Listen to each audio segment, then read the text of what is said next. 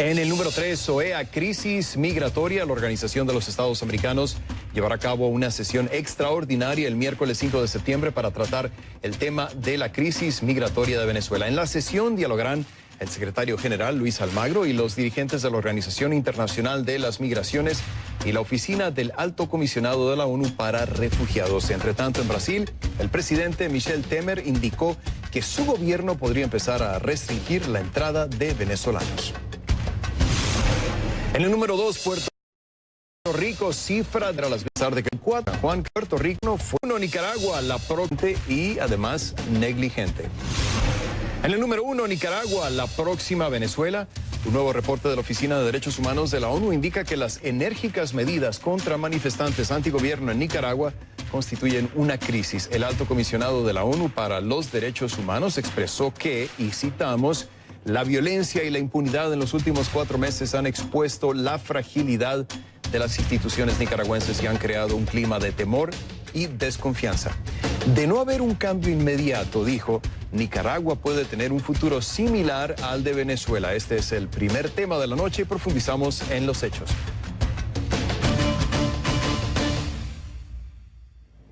Y comenzamos conclusiones utilizando la etiqueta numeral conclu reporte Nica, numeral conclu reporte Nica. Recibo como siempre todos sus comentarios en mi cuenta en Twitter, @RafaelRomoCNN.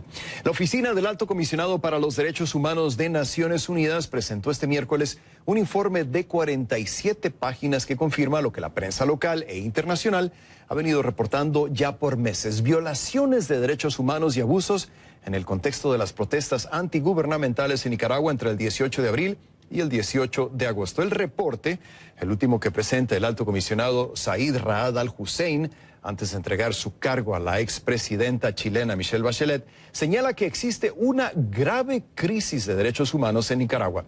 Esa crisis se ha caracterizado por múltiples formas de represión y de violencia, dijo, en su mayoría por parte del Estado, con un saldo de más de aproximadamente 300 fallecidos y unos 2.000 heridos. La evidencia, dice el documento, aporta claros indicios de que elementos armados pro gobierno actuaron con el beneplácito de las autoridades estatales y de la Policía Nacional de Nicaragua, muchas veces de forma conjunta y coordinada.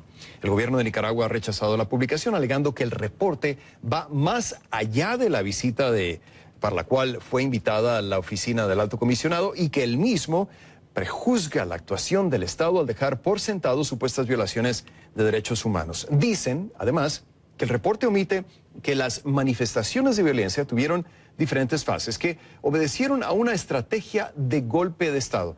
El presidente Ortega también reaccionó. Escuchemos. De estos organismos de Naciones Unidas, en este caso, este organismo que tiene que ver con los derechos humanos no es más que un instrumento de la política de la muerte, de la política del terror, de la política de la mentira, de la política de la infamia. Bueno, independientemente de la crítica, este reporte podría ser analizado en las próximas semanas por el Consejo de Seguridad de las Naciones Unidas y por el Consejo de Derechos Humanos a petición del alto comisionado, quien ha dicho que de no detenerse la crisis en Nicaragua, el país podría terminar siendo como Venezuela. Esa discusión tomaría en cuenta el accionar de la Policía Nacional de Nicaragua en el marco de las manifestaciones, institución mencionada en el reporte de la ONU en más de 100 ocasiones y en términos preocupantes. Kay Guerrero, desde el Centro Mundial de Noticias de CNN, con más información. ¿Qué tal? Buenas noches, Kay. Adelante. Hola Rafael, buenas noches. Fíjate que el reporte de la Oficina del Alto Comisionado para los Derechos Humanos de las Naciones Unidas sobre Nicaragua apunta de manera directa a la Policía Nacional de ese país por el rápido ascenso de víctimas mortales en el marco de las protestas antigubernamentales.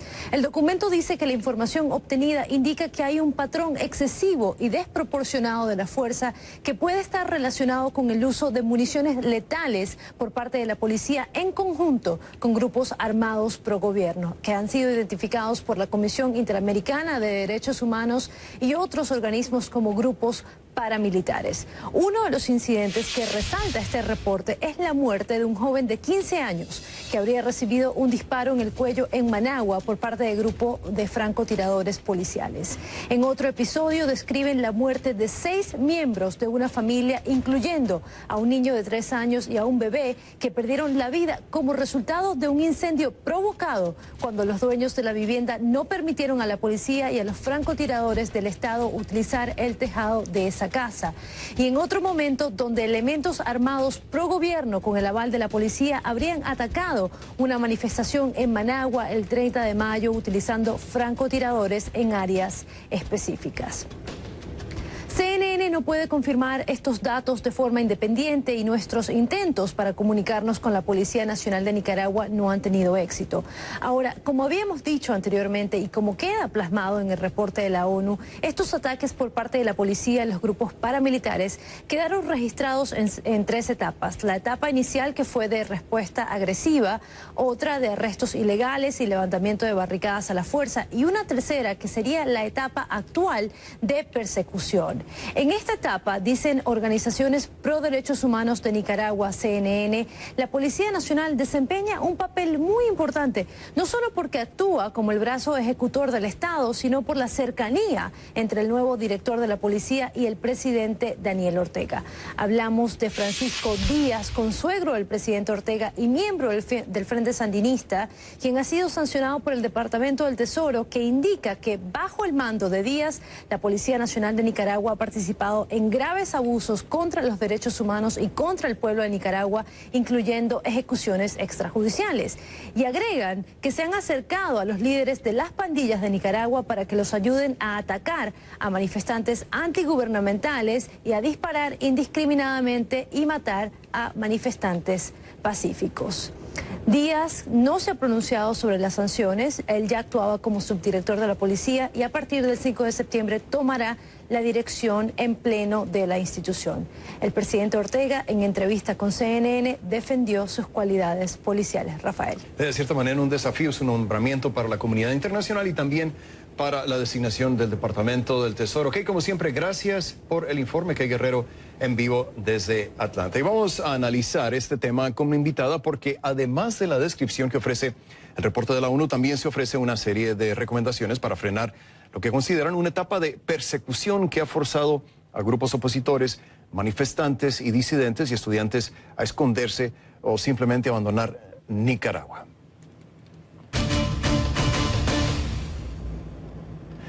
Le doy la bienvenida a la abogada defensora de derechos humanos, Mónica Baltodano, excomandante del Frente Sandinista de Liberación Nacional, quien fuera diputada entre los años 2007 y 2011. Mónica, gracias por estar con nosotros. Te invitamos porque tienes la perspectiva de haber militado en las filas del sandinismo, aunque has estado apartada de ellos por varios años. Y para empezar, quiero preguntarte, ¿cómo interpretas el reporte del Alto Comisionado para los Derechos Humanos de la ONU? ¿Es la verdad de lo que está ocurriendo en Nicaragua o una calumnia, como la llama el presidente Daniel Ortega? Bienvenida, buenas noches. Buenas noches. Muchas gracias, Rafael, por esta invitación. Efectivamente, conocimos el informe que presentó esta oficina del Alto Comisionado que se hizo presente en nuestro país. Y puedo decirte que las conclusiones, las recomendaciones están en la misma línea que el informe preparado por la CID, que estuvo en una visita in loco en el mes de mayo, pero también te puedo decir que confirma lo que todos los nicaragüenses sabemos. La cifra que manejan las organizaciones de derechos humanos acá es de más de 400 asesinados, más de 2.000 heridos y cientos de personas que han sido capturadas y una parte de ellas ya judicializadas.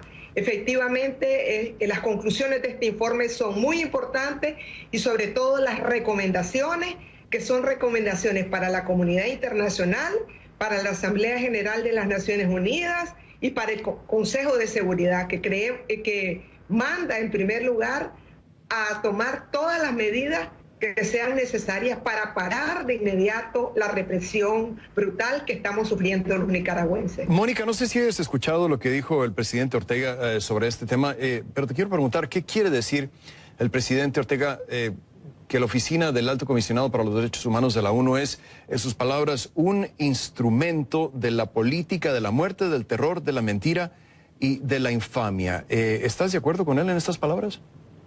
No, el presidente Ortega, como ya se sabe, ha construido un relato para justificar la represión, la muerte que él ha desatado a partir del 18 de abril, que comenzó con el asesinato de estudiantes que se habían tomado las universidades y que protestaban contra una reforma de la Ley de Seguridad Social. El relato de él es de que esto es una conspiración internacional y que todos los nicaragüenses sublevados, que son miles y miles de nicaragüenses en todos los rincones de nuestra patria, son parte de ese plan. Como lo que dicen en Venezuela, ¿no, Mónica?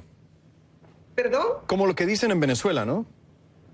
Sí, ellos construyen un relato que en este caso, en el caso de Nicaragua, intenta justificar la represión, los disparos que él ordenó a la policía y a los cuerpos paramilitares y que ordenó también la captura y el desarrollo además de un ejército paralelo. Entonces justifica con este relato lo que no puede ya encontrar más justificación que el aferramiento al poder, que la defensa de sus privilegios y que la utilización de este poder para enriquecerse y para construir, para reproducirse junto con los grupos que le rodean, que son cada vez menos. Mónica, ya lo decía al principio de la entrevista, que te entrevistamos por tu perspectiva privilegiada, por haber militado en las filas del sandinismo, y lo que a veces no nos queda claro desde afuera es qué le permite a Daniel Ortega mantenerse en el poder y a sus fuerzas policíacas y militares seguir cometiendo esos actos de represión que tú ya describías, que ha descrito la ONU, que ha descrito la Comisión Interamericana de Derechos Humanos. ¿Qué lo mantiene? Hace un par de meses, en una entrevista con la prensa de Nicaragua, decías de Ortega lo siguiente: él se ha desprestigiado y debilitado de forma tajante porque la resistencia es cívica y es pacífica. Sin embargo, los actos de represión continúan. ¿Hacia dónde va Nicaragua, Mónica? ¿Y es prematuro hablar de una guerra civil?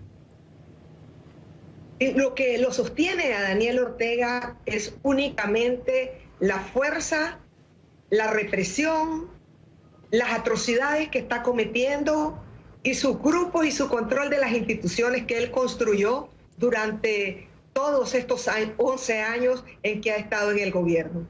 Pero nosotros sostenemos y reafirmamos, él está derrotado estratégicamente, porque Daniel Ortega se encuentra solo, está enfrentado a la jerarquía católica, a los sacerdotes, está enfrentado a los empresarios, ha perdido totalmente la juventud, las mujeres, no lo respaldan los estudiantes, no lo respaldan los profesores, no lo respaldan los médicos que han sido fuertemente reprimidos.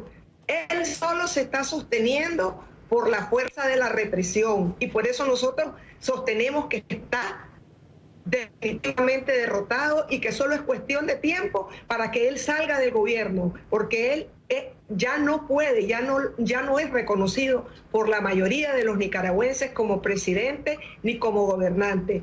Y la continuidad de su mandato solo agrava los problemas que tiene ya la economía, agrava los problemas de la seguridad de la gente. No puede sostenerse si no es a base de más y más represión, y entre más reprime, más se levanta la gente. Y por eso, a pesar de todos los presos, de todos los asesinados, de todos los capturados, de los judicializados, la gente nos seguimos manifestando todos los días, todos los fines de semana en contra de este gobierno.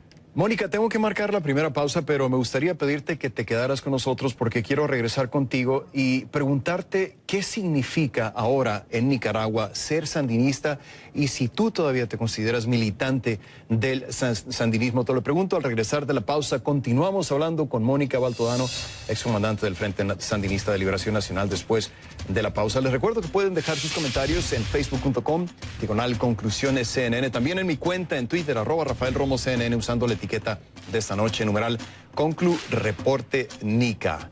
Al volver Nicaragua, la próxima Venezuela, la ONU indica que las enérgicas medidas contra los manifestantes antigubernamentales en Nicaragua constituyen una crisis.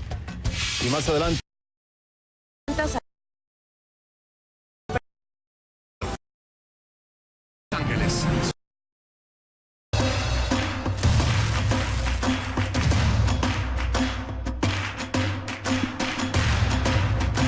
Continuamos nuestra conversación con la abogada defensora de derechos humanos Mónica Baltodano, excomandante del Frente Sandinista de Liberación Nacional, quien fuera diputada entre los años 2007 a 2011 y nos acompaña desde Managua. Mónica, ¿qué significa ser sandinista en la Nicaragua de hoy y te consideras todavía sandinista?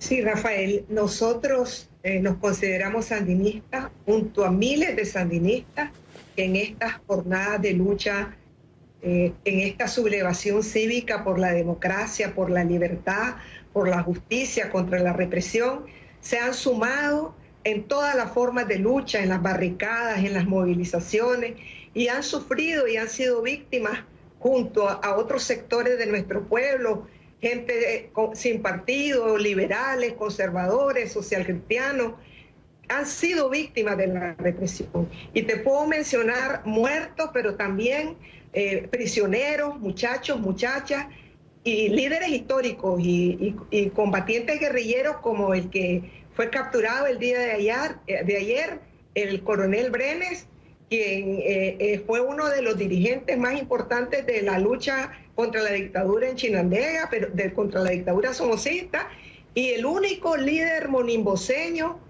del heroico barrio indígena de Monimbó que logró llegar a tener las responsabilidades que él tuvo. Entonces, el sandinismo y el orteguismo son cosas radicalmente distintas.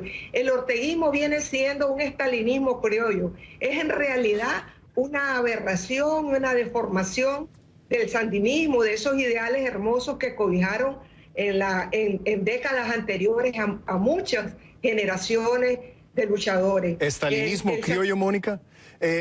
Bueno, mira, desde afuera te escucho hablar y vemos esas imágenes del oficialismo marchando en las marchas convocadas por el presidente Ortega, ondeando la bandera del FSLN, y me imagino que para personas como tú que lucharon por los ideales del sandinismo, tiene que ser una imagen difícil, ¿no? Así es. Nosotros hemos llegado a la conclusión de que el orteguismo es el sepulturero del Frente Sandinista de Liberación Nacional, que no existe más desde hace mucho tiempo, y va a ser el sepulturero de esa bandera con esa sigla.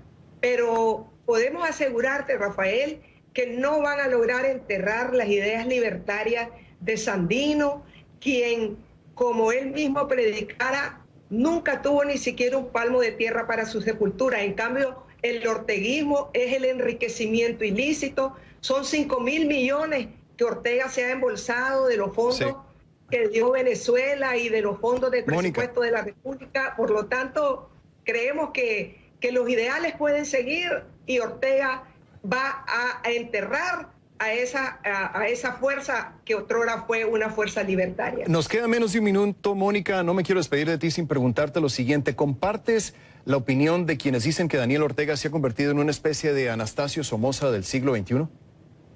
Así es. En algunos aspectos incluso ha sido peor que Anastasio Somoza, en la brutalidad con la que ha reprimido a la juventud, en la cantidad de muertos estudiantes que asesinó, pero también en la negación de los derechos elementales de los prisioneros, en las violaciones a las muchachas, en las violaciones a los muchachos. Son páginas terribles que no son comparables con la historia del somocismo. Yo creo que hay que decirlo con toda claridad, el pueblo está llamado a luchar y vamos a vencer esta otra dictadura sangrienta. Bien, Mónica Baltodano, excomandante del Frente Sandinista de Liberación Nacional, nos acompañaba en vivo desde Managua. Gracias por la oportunidad de platicar, Mónica. Hasta pronto. Hasta pronto. Gracias, Rafael. Y al volver con conclusiones.